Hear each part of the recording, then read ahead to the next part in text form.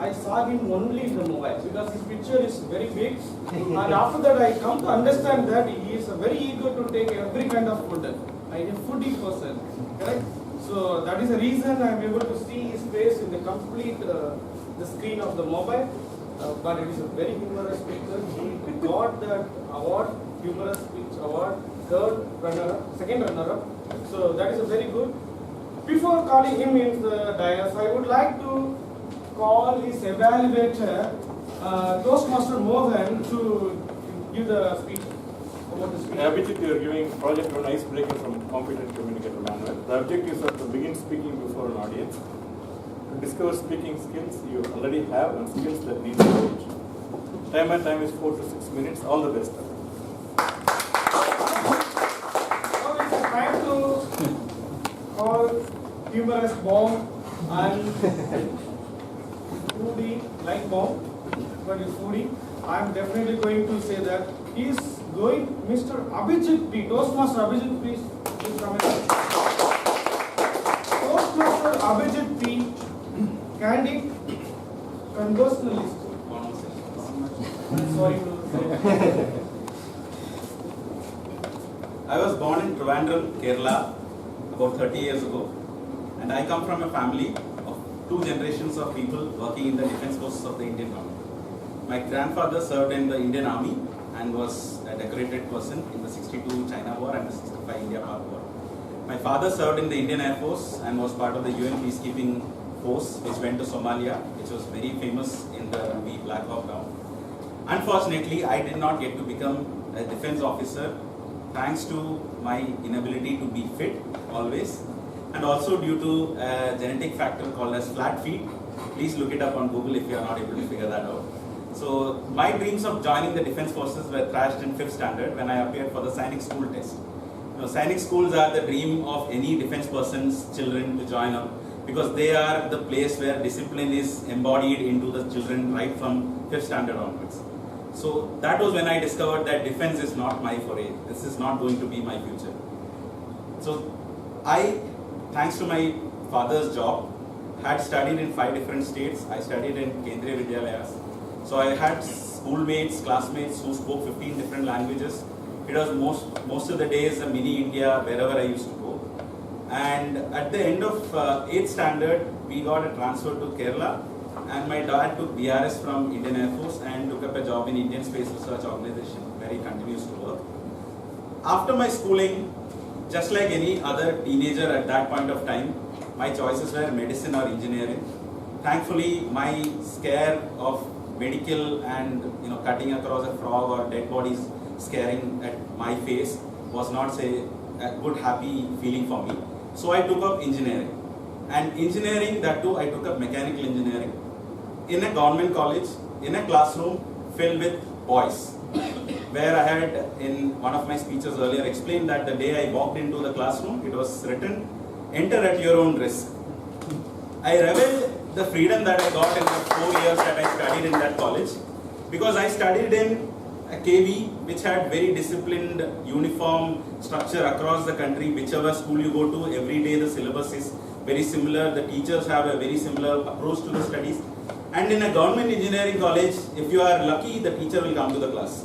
That is how the classrooms were. That is how the kind of freedom I got in a classroom filled with 120 boys. So after the end of 4 years of engineering, I had a choice again to go join the IT crowd or go join somewhere else where probably I will get to use something that I learned in the 4 years of my engineering. Now, I am not saying that I was very passionate about my subject. I did not score a 8.5 or a 9 point in my CGPA in my 4 years of engineering. I even did not score without a full, clean record of without having any back papers.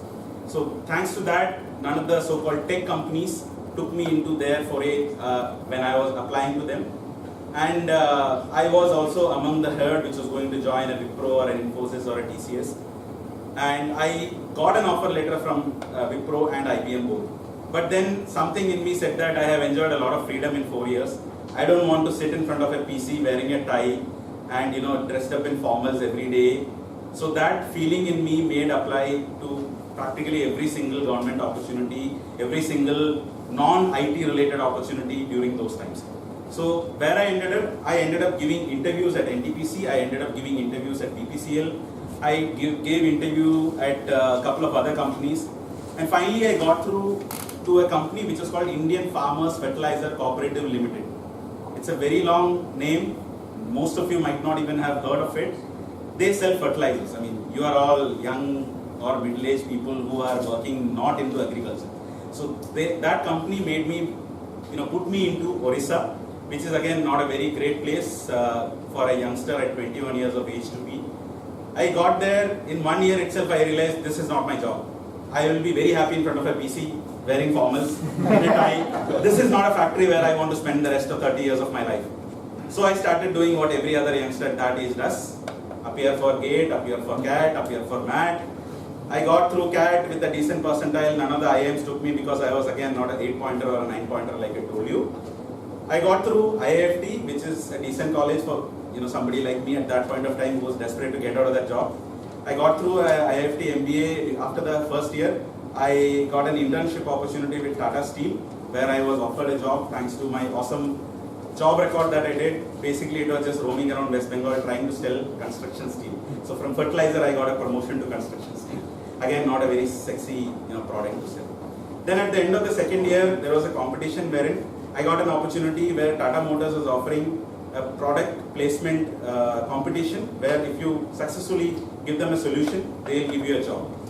My team was able to do it. I'm saying it my team instead of me because it was the team which did a lot of work. I just spoke and got the presentation done, which I felt was a very good thing where I can succeed a lot. So I got into sales of selling trucks in Africa.